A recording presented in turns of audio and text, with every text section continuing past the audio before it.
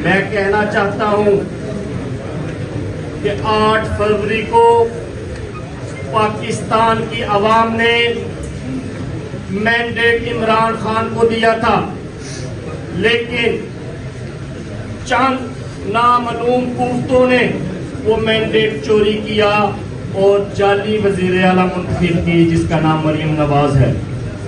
जाली वजीर आजम मुंतखब किया, जिसका नाम शहबाज शरीफ है। मैं इन दोनों को अपना वजीर आजम और वजीर आला कबूल करने से इनकार करता हूं।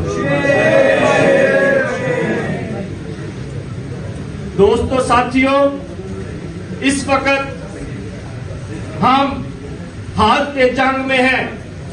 कोई भी हक सच की बात करे तो वीको डाले उसके घर के सामने आ जाते हैं।